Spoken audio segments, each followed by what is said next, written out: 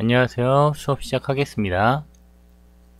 이번 수업에서는 캐릭터의 상황과 감정을 라이팅으로 어떻게 표현하는지 알아보도록 하겠습니다.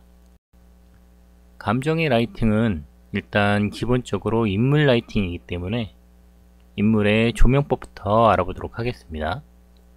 다음 몇 가지 라이팅 방법들의 방향과 특성을 잘 알아두도록 하십시오. 제일 먼저 정면광에 대해서 알아보도록 하겠습니다. 정면광은 빛이 씬의 정면 중앙 근처에서 들어와 캐릭터나 배경을 비춤으로써 관객의 시선을 사물과 캐릭터의 행동에 집중시켜주고 씬에 빛을 고르게 비추어 정확한 정보를 전달하는 서술적인 라이트입니다. 이때 그림자는 뒤쪽으로 들여주면서 시야에서 사라지게 되는데, 이로 인해서 대상의 형태나 질감이 잘 드러나지 않고 모든 사물이 평면적으로 보이게 되는 그런 특성이 있습니다. 특히 인물의 얼굴에 빛을 비출 때 정면에 확산광을 약하게 적용하면 빛이 형태를 부드럽게 만들면서 세부적인 구조가 잘 드러나지 않게 돼서 주름이나 흠을 가려주고 피부가 훨씬 깨끗하게 보이는 효과가 있습니다. 그래서 이런 부드러운 정면광은 주로 인물의 사진이나 상품 사진에서 많이 사용하고 있고요. 그리고 또 빛이 너무 강할 경우에는 오브젝트의 표면이 표백된 것처럼 하얗게 타버리기 쉬운데, 특히 인물 사진에서 강한 정면광은 콘트라스트가 너무 세지기 쉽기 때문에 이렇게 강한 콘트라스트를 적용할 때는 여성보다는 굴곡이 분명한 남성의 얼굴에 주로 사용하고, 또 이렇게 정면 라이팅에 강한 컨트라스트가 들어가면 후레쉬를 터뜨린 파파라치 사진처럼 이미지가 밋밋하게 잡힐 때도 있습니다. 그리고 실외에서는 이른 아침이나 늦은 오후 무렵에 태양이 누워있기 때문에 약하게 정면광이 나타나는데, 이 실외에서의 정면 라이트는 옐로우 톤이 많이 들어가 있기 때문에 사물의 색깔을 보다 부드럽고 화사하게 보이는 효과가 있습니다. 그럼 사진을 보면서 정면광이 적용되었을 때 어떤 특성이 있는지 보도록 하겠습니다. 첫 번째 사진은 우리가 빛의 위치를 파악할 때 하이라이트의 위치를 통해서 빛의 방향을 찾아낼 수 있는데, 지금 정면에서 라이트가 들어오면서 하이라이트들이 이렇게 정면 쪽에 많이 분포되는 걸 볼 수 있고요. 그리고 아까 말했듯이 이 약하게 확성광을 미치면 형태들이 부드러워지면서 세부 구조를 다 뭉개버려 가지고 얼굴이 평면적으로 나오지만 피부가 훨씬 깨끗하고 화사한 이미지를 표현할 수가 있습니다. 그리고 이 그림은 정면광의 서술성을 잘 보여주는 그림으로 지금 그림 속에서 일어나고 있는 상황들을 잘 설명해 주고 있습니다.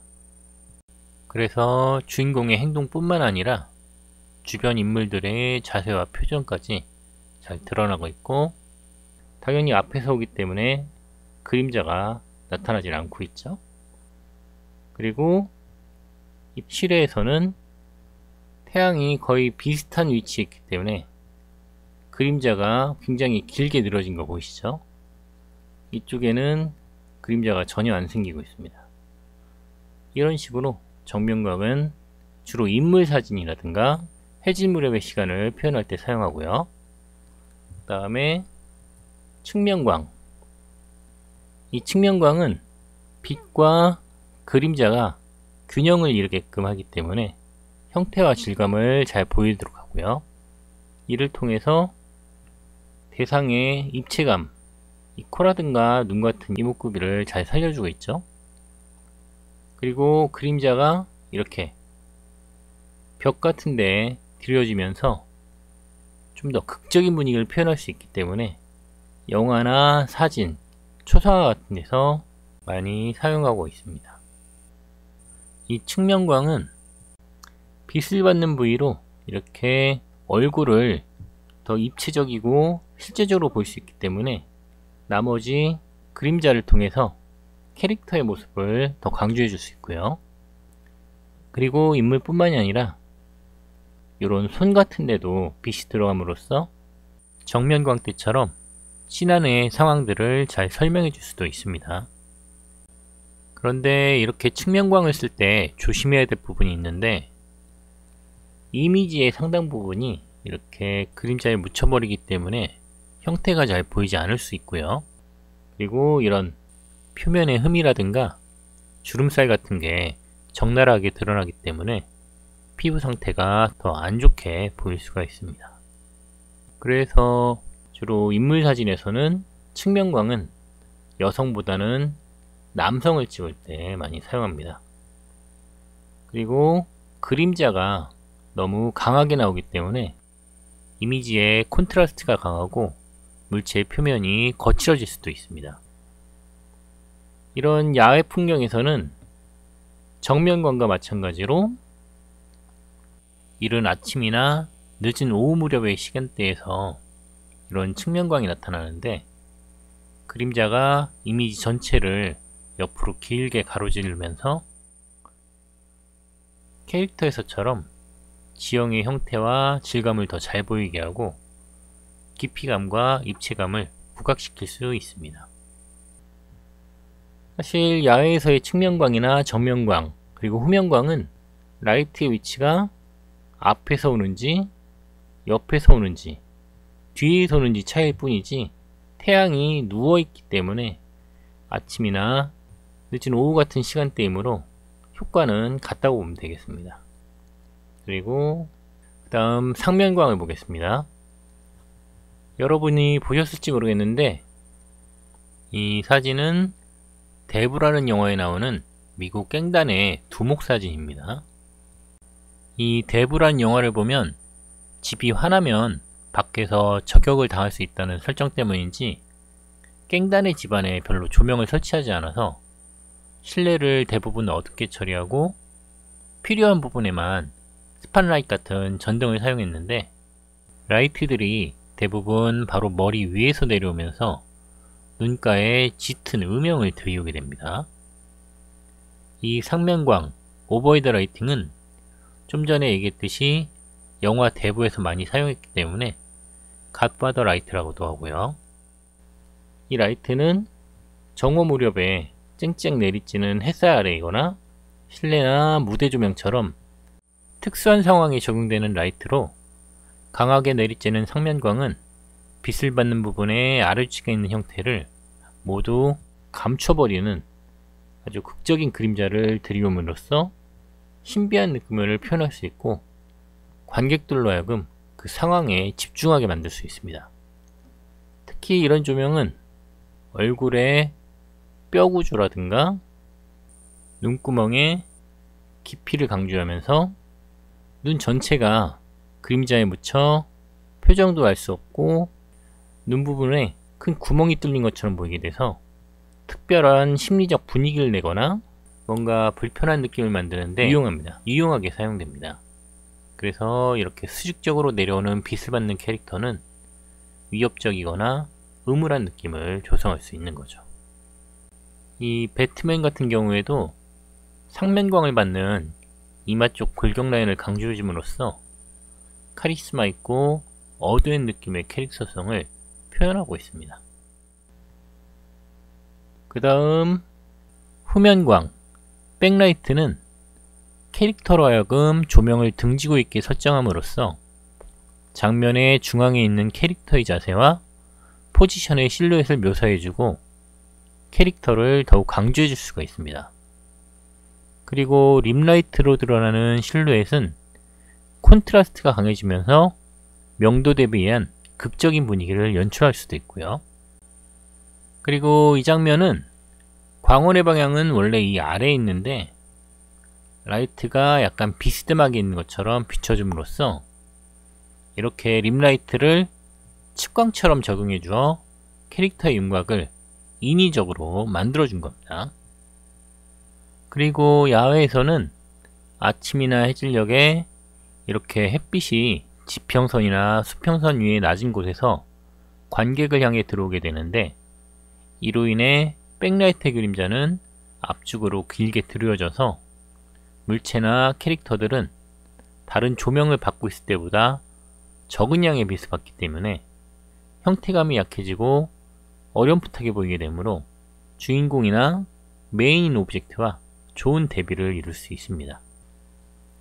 그리고 이 조명의 또 다른 특징은 빛이 물체를 투과하면서 이 빛을 받는 테두리를 통해서 물체의 세부 구조나 질감을 효과적으로 드러낼 수가 있다는 점입니다.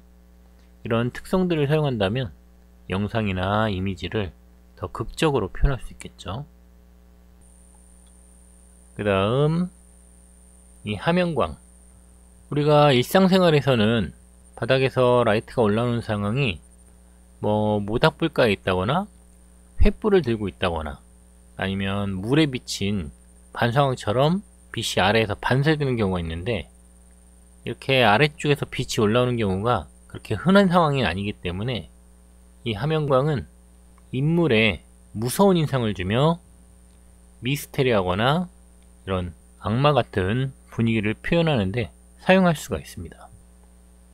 그리고 이 눈 같은 데 맺히는 하이라이트들도 평소에는 위치가 다르기 때문에 사람들은 기괴함을 느끼게 되고요. 그리고 이렇게 라이트의 다른 각도로 인해서 피부의 질감이 더 부각되는 그런 효과가 있습니다. 지금까지 설명한 것들이 캐릭터의 라이팅을 할 때 많이 사용하는 방법이고요. 거기서 좀 더 세분화된 게 이런 3쿼터 라이팅이라고 해서 측광에서 좀 변형된 라이트인 거죠. 측면광이 거의 옆면에서 들어왔다면 이 3쿼터 라이트는 한 4분의 3 정도 되는 위치에서 라이트가 들어오기 때문에 이 대각선으로 내려오는 라이트는 공간의 뒷면에 이렇게 그림자를 만들어 주고요. 그리고 빛을 받는 벽에는 이렇게 검은 실루엣이, 그리고 빛을 받는 오브젝트는 벽보다 밝은 실루엣으로 공간과 캐릭터를 분리할 수가 있습니다. 이런 경우에는 라이트가 이쪽에서 오지만 이쪽에서 필라이트라든가 림라이트 같은 걸 반사판을 이용해서 드려졌기 때문에 이쪽도 밝지만 이쪽에도 빛이 들어가게 되는 거죠. 그리고 정물 같은 경우에도 빛을 받는 부위와 이 빛에 의해서 생기는 그림자가 드려지면서 이 배경의 공간감을 표현해 주고 있습니다. 그리고 이 3쿼터 라이트와 대비되는 라이트가 바로 렘블란트 라이팅이라고 해서, 렘블란트도 이 3쿼터 라이트를 많이 사용했는데, 이 렘블란트 라이트는 라이트의 조건이 3쿼터는 캐릭터의 4분의 3 정도의 라이트가 비쳤던 반면에 얘는 빛이 적게 들어감으로써 한 4분의 1 정도 라이트가 들어가게 되는 겁니다. 그래서 약간 반역광에 가깝고요. 주광이 캐릭터의 뒤쪽에 서기 때문에 반대편에는 풍부한 음영이 들어져서 인물의 얼굴 윤곽을 부드럽게 살려줘서 캐릭터의 입체감을 강조할 수가 있고요. 이 여자 사진의 경우에도 빛이 측면 쪽에서 많이 오기 때문에 이목구비의 밝은 부분이 더 부각되고, 어두운 부분에는 톤 변화가 많이 일어나기 때문에 얼굴에 입체감이 강조되는 것입니다. 이 사진은 정물에서 하이라이트가 여기 생기는 거 보이시죠? 하이라이트가 빛의 방향입니다. 그리고 어두운 영역, 이런 걸 표현해 준 거고요. 마지막으로 이너라이팅. 이 이너라이팅은 외부에서 들어오는 광원이 없고 촛불이나 이런 모닥불 같이 이미지 내부의 안쪽에서 약하게 퍼져나가는 빛으로 이 빛이 비치는 모든 방향으로 관객의 시선을 유도할 수 있습니다. 그리고 이 빛들은 캐릭터의 아래쪽이나 옆쪽에서 캐릭터들의 얼굴을 포근하게 감싸주게 됩니다. 그리고 이 이너라이트의 특징은 관객으로 하여금 마치 본인이 그 현장에 있는 것처럼 친밀감을 느끼게 할 수 있고, 그리고 이렇게 아기 예수죠? 이런 신성한 존재로부터 빛이 퍼져나가는 것처럼 표현함으로써 종교적인 장면에서 숭고미를 표현하는데 유용하게 활용할 수가 있습니다. 네, 일단 감정을 표현하는 라이트에 앞서서 이런 라이트들의 방향과 그 특성을 알아봤는데, 이런 것들을 잘 사용해서 인물의 감정에 따라 어떤 라이트가 그 감정에 적합할지 생각을 해서 라이팅을 연출해 보도록 하십시오. 이번에는 레퍼런스 영상들을 보면서 캐릭터의 감정이나 상황들을 어떻게 라이팅으로 표현하고 있는지 살펴보도록 하겠습니다. 이 감정의 표현은 애니메이션이나 텍스처 같은 여러가지 설정들이 복합적으로 구성되므로 라이팅 하나만으로 해결할 수 있는 건 아니고요.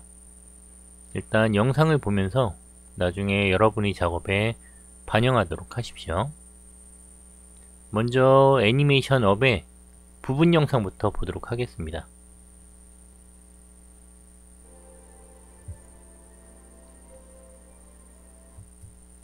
네, 이 부분은 여자 주인공이 아기의 임신 사실을 알게 되면서 기뻐하고 있죠. 그리고 이렇게 같이 아기 방도 꾸미면서 밝은 미래를 준비하는 모습으로, 이 보면 온통 난색의 밝은 톤의 색감으로 칠해져 있습니다. 조명도 이 라이트들이 어디에서 들어오는지 알 수는 없어요. 근데 일단 키라이트가 이쪽에서 오는 건 보이시죠? 설정상으로는 낮에 빛이 많이 들어와서 방이 굉장히 밝아졌다는 설정인데, 당연히 위쪽에서 커다란 렉트라이트가 비춰주고 있겠죠. 그런데 이렇게 갑자기 화면이 전환되면서 점점 어두워지고 병원으로 장소가 바뀌었습니다. 실제 병원에 이렇게 어두운 병원은 없지만 이 부분만 조명을 인텐시티를 굉장히 강하게 상면광을 쏴주고 있죠. 그걸 통해서 그림자들이 더욱 어둡고 무겁게 생기면서 이 여자 주인공의 비통한 모습이 유산이 되었음을 암시하고 있습니다. 이 비통해하는 모습이 애니메이션으로도 잘 보이고 있고요. 그리고 다른 배경은 어둡게 처리함으로써 관객들의 시선을 이 안으로 확 몰아주고 있죠.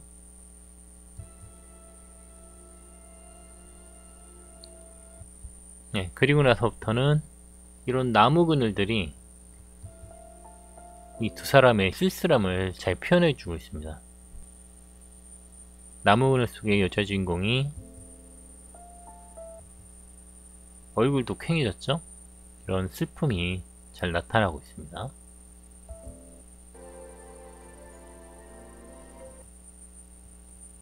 그 다음으로는 인사이드 아웃을 보도록 하겠습니다.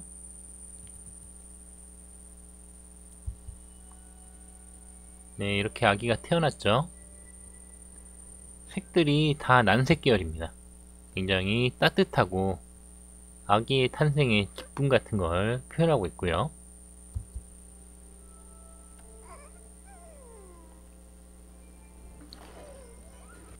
이 주인공이 어린 시절은 정말 화목하고 집안이 따뜻한 상태입니다. 모든 컬러들이 다 살아있고 난색으로 처리되고 있습니다.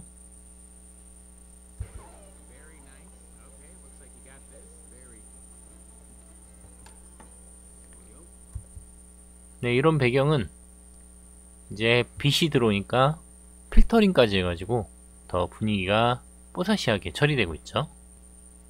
근데 이런 씬을 처리할 때도 채도 같은 것들을 다 하나씩 낮춰줘서 너무 색이 치지 않도록 잘 보정을 해주고 있습니다.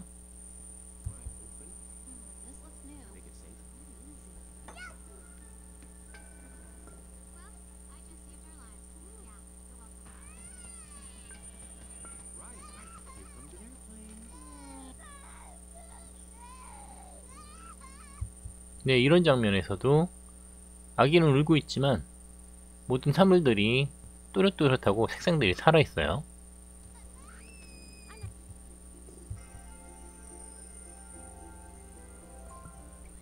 네, 이런 주인공의 내부에 있는 공간들도 밝은 분위기로 색감들이 살아있습니다.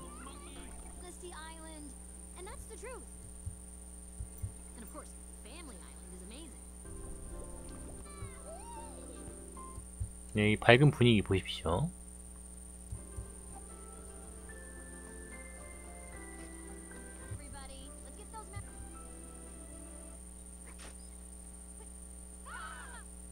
네, 지금부터 이제 변화가 시작되죠. 이사를 가면서부터 이제 채도와 색상이 바뀌기 시작합니다. 여기까지는 따뜻한 옐로톤이 나오고 있지만 이 먼 산 쪽은 보라색과 무채색들 그리고 흐리게 표현이 되고 있습니다.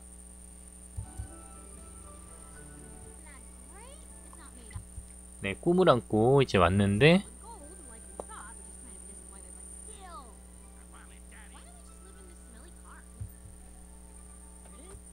네, 이 거리들 보십시오. 다 뿌옇고 저채도의 회색빛을 통해서 이 낯선 분위기를 나타내고 있습니다. 네, 하지만 주인공은 아직도 마음이 들떠있기 때문에 옷에 원색이 그대로 나오고 있죠. 이 옷의 색깔을 통해서 주인공의 심리를 보여주고 있습니다. 집에 들어왔을 때도 온통 저채도에 어둠이 깔려 있죠. 이 옷의 색깔과 대비가 되고 있습니다.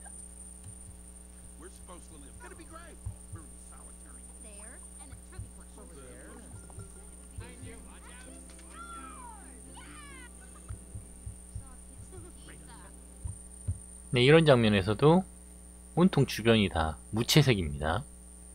그리고 주인공의 옷도 채도가 좀 떨어졌죠. 표정도 이제 무거워졌습니다.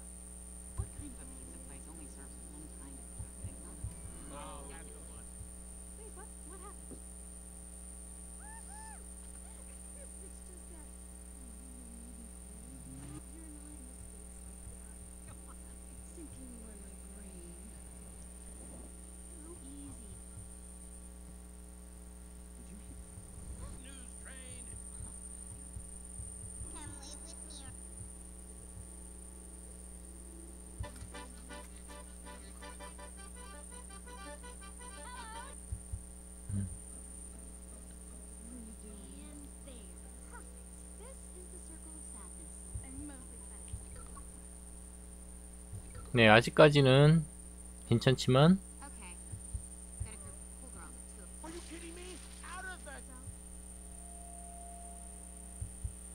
네, 이제 파란 불빛이 들어왔죠. 뭔가 위기 상황이 왔습니다.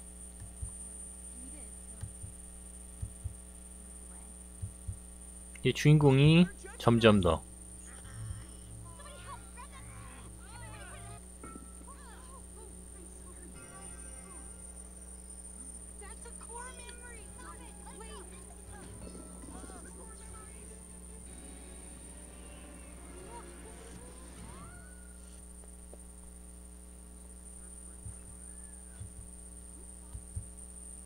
네, 이제 주인공의 내부의 공간들도 정지가 되면서 모든 색깔이 채도를 잃고 회색으로 바뀌었습니다.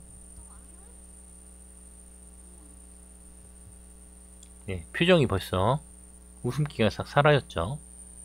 옷도 아까처럼 화사한 옷이 아니라 어두워지기 시작했습니다.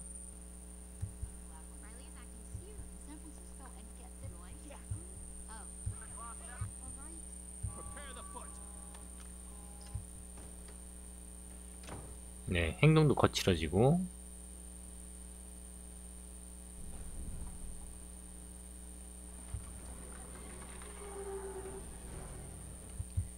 이런 심리를 표현하는 거는 굉장히 어려운 작업이기 때문에 좀 난해하긴 했었는데 이런 시도들은 여러분도 많이 고민을 해보셔야 될 부분입니다. 네, 점점 어두워지고 있죠.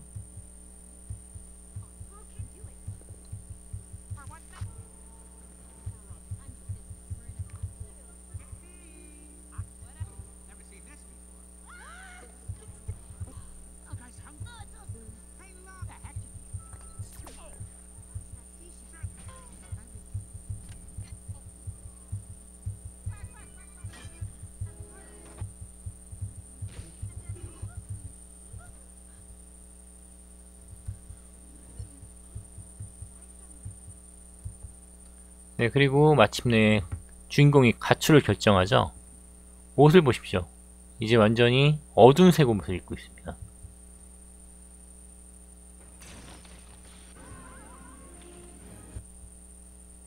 어떻게 보면 이 시기가 사춘기가 온 거기 때문에 기존의 가족 안에 있던 가치관들이 무너지는 그런 단계이기도 한 거죠.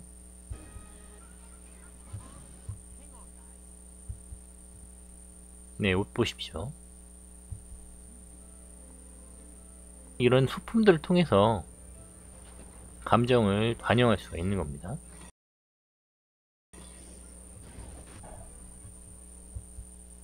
네, 어두운 회색 골목을 이렇게 쓸쓸히 떠나는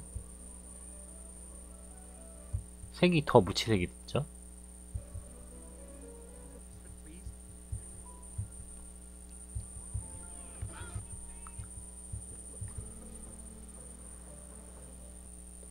거리의 차들도 전부 다 어두운 색입니다.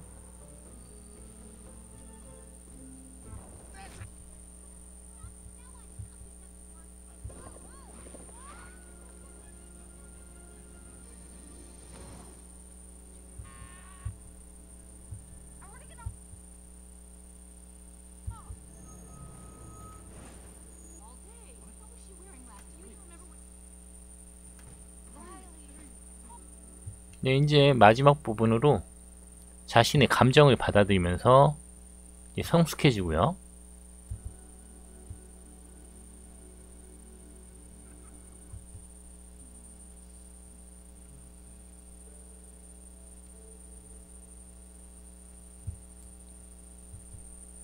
네, 모든 감정이 공존하면서 다시 행복해질 거라는 걸 이런 피부톤에서 채도가 돌아오는 걸로 보여주고 있습니다.